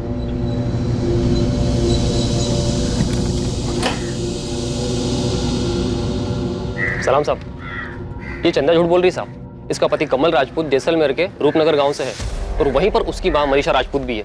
इसकी कहानी में कुछ तो गड़बड़ है साहब। अपना घर छुपाने की क्या जरूरत थी इसे? मुझे लगता है कि इसके पति के बारे में ये बहुत कुछ जानती है और बता नहीं रही। ठीक है, वो सब हम देख लेंगे, लेकिन तेरे लिए सबसे बड़ा काम है कमल राजपूत के दोनों साथियों का पता लगा। मुझे नहीं खाना है और मुझे स्कूल भी नहीं आना है कभी भी। मम्मी पहले मुझे ये बताओ, नीचे पुलिस क्यों खड़ी है? पापा ने चोरी की, सब कह रहे हैं। बेटा मुझे नहीं पता, उनका फोन नहीं लग रहा है मुझे। आप झूठ बोल रहे हो। मम्मी सच बोलो, पापा ने चोरी की है, वो चोर है। चुप क्यों, बोलो ना।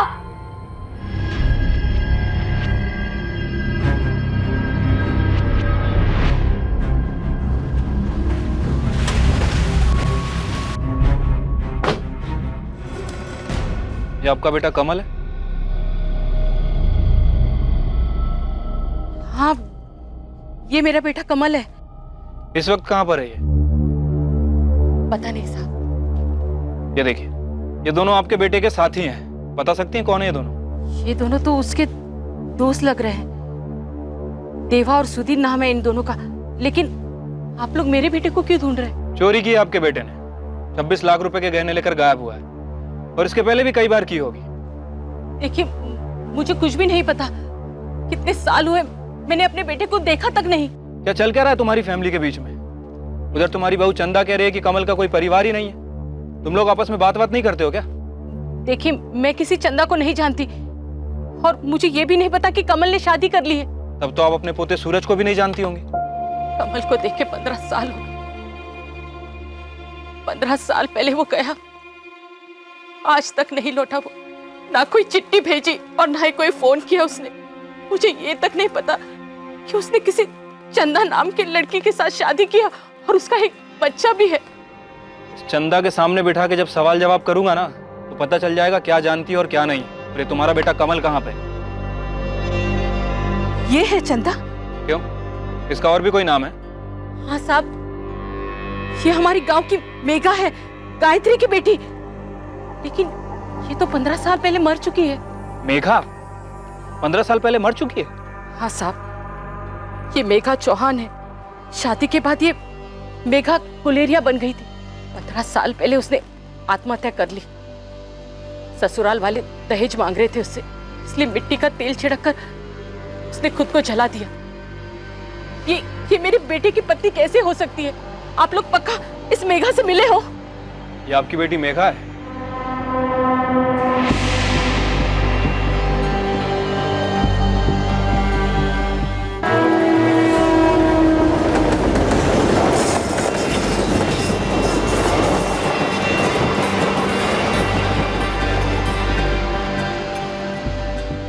मेघा भाभी जिंदा है?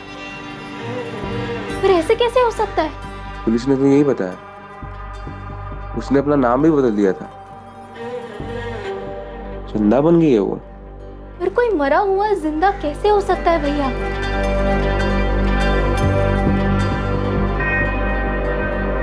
कमल राजपूत और उसके दोनों साथी देवा और सुधीर जैसलमेर में ही छुपे हुए थे, जिन्हें पुलिस ने ढूंढ निकाला। इनके पास से लूट का एक बहुत बड़ा हिस्सा बरामद हुआ, लेकिन इस लूट से बड़ा वो अपराध था जो 15 साल पहले हुआ था। ये देखिए सर, बाकायदा कोर्ट में केस चला है सर। भजन गुलेरिया के पिता रणछोड़ गुलेरिया, माता पार्वती गुलेरिया और बहन कंचन गुलेरिया, ये तीनों ही जेल में थे सर। लेकिन कोर्ट के पास कोई सबूत नहीं था, इसलिए इन्हें रिहा कर दिया गया। सबूत ना होने की वजह से, और वो भी ऐसे जुर्म के लिए जो उन लोगों ने कभी किया ही नहीं था।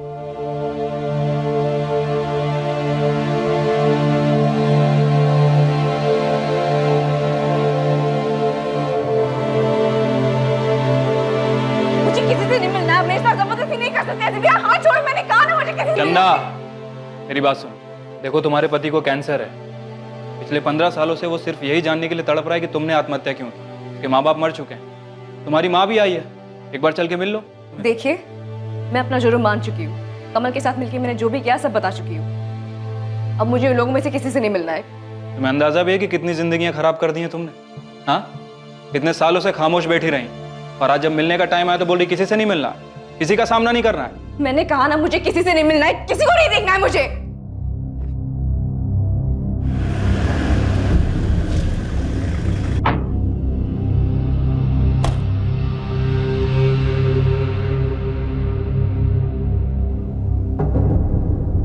उस किडनैपिंग के केस पर क्या हुआ? सर, मैं रतन दागा।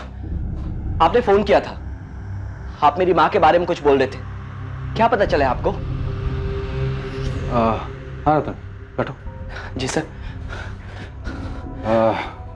रतन, हमने पता किया 15 साल पहले तुम्हारी माँ को मार दिया गया था और उन्हें जलाकर मारा गया, और इस काम को एक कपल ने मिलकर अंजाम दिया क्योंकि वो साथ में भागना चाहते। तुम्हारी माँ की लाश को उस औरत की लाश बताकर ये साबित करना चाहते थे कि उस औरत ने आत्महत्या कर ली, ताकि सबको यही लगे कि वो भागी नहीं, मर गई। मेघा गुलेरिया नाम था उसका।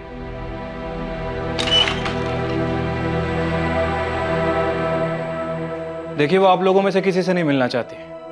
उसने अपना गुनाह भी कबूल किया। उसने कबूल किया है कि कमल राजपूत के साथ मिलकर उसने एक मानसिक रूप से बीमार औरत को मारा था, ताकि लोगों को ये लगे कि वो खुद मर गई है। अपना गुनाह तो कबूल कर लिया है, लेकिन आप में से किसी से मिलने की इच्छा नहीं।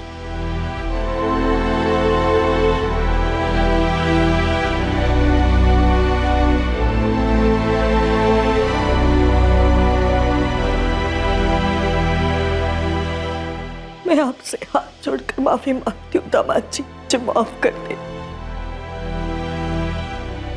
रहने दीजिए माँ जी, उसने सिर्फ हमको ही नहीं आपको भी अंधेरे में ही रखा था। अंधेरे में नहीं पापा, माँ ने हम सबके पीठ पे छुरा घोपा है, छुरा। अरे अपने स्वार्थ के लिए क्या क्या नहीं किया माँ ने, किस किस को मार दिया, दादा को, दादी को, इन सबकी हत्या की है। माँ को नहीं मिलना है ना तो ना मिले, लेकिन एक बार मुझे उससे मिलना है, एक बार उसका चेहरा देखना है मुझे, वो चेहरा देखना है जिसने शायद नीचे गिरने में एक नई मिसाल कायम की है। इस केस के खुलासे ने सभी को चौंका दिया। 13 साल के सूरज के लिए इस पर भरोसा कर पाना सबसे ज्यादा मुश्किल था। उसे उसकी दादी यानी कि कमल की मां के पास छोड़ दिया गया। कमल राजपूत, देवा, सुधीर और मेघा गुलेरिया पर गीता दागा की हत्या के लिए आईपीसी की धारा 302 के तहत केस दर्ज किया गया है। साथ ही आपराधिक षड्यंत्र रचने के लिए आईपीसी की धारा 120 बी और सबूतों से छेड़छाड़ करने के लिए धारा 201 के चार्जेस भी लगाए गए हैं। अब तो तुझे तेरे 15 साल पुराने सवाल का जवाब मिल गया ना भजन। अब जिंदगी में आगे बढ़, अब तो अपना ध्यान रखना शुरू कर दे। और अब मेघा ने तेरे साथ ऐसा क्यों किया, इस नए सवाल के पीछे मत पड़ जाना। वास्तव में वो क्या और कौन सी चीज है जो प्रेमियों में समझदारी पैदा कर सकती है। अभी कुछ महीने पहले इंटरनेट पर कुछ लोग बोल रहे थे कि शादी के बाद एक्स्ट्रा मैरिटल अफेयर्स एक इंडिविजुअल चॉइस होनी चाहिए। ये एक व्यक्तिगत विचार है और इसका ना तो हम समर्थन करते हैं और ना ही खंडन। ये आपको सोचना है कि क्या सही है और क्या गलत। एक तरफ इस जघन्य अपराध में शामिल किरदार 14 सालों तक कभी रोशनी में नहीं आए, लेकिन एक लाश सामने थी जो देखने में हूबहू मृतक महिला की तरह लग रही थी, लेकिन बहुत ही बुरी तरह जली हुई हालत में। ऐसे मामले में मृतक महिला का डीएनए टेस्ट किया जाना चाहिए था। इस बात की पुष्टि की जानी चाहिए थी कि मेघा से मिलती जुलती हुई लाश वाकई में मेघा की ही थी या नहीं। इस तरह का अपराध मायूसी देता है और हर तरफ से खामोशी से तबाही ही लाता है। किसी की लाश पर खुशियों की इमारत कैसे खड़ी हो सकती है। अब मैं अनूप सोनी आपसे विदा लेता हूं। कल रात 11 बजे कौन बनेगा करोड़पति के करमवीर एपिसोड के बाद आपसे फिर मुलाकात होगी एक और नए केस के साथ। और याद रखें, क्राइम और आपके बीच में सिर्फ इतना फर्क है कि आप कितने सतर्क रहें, सुरक्षित रहें। जय हिंद। क्राइम पेट्रोल्स के और भी दिलचस्प कहानी देखने के लिए हमारे चैनल को सब्सक्राइब करें और बेल आइकॉन दबाना न भूलें।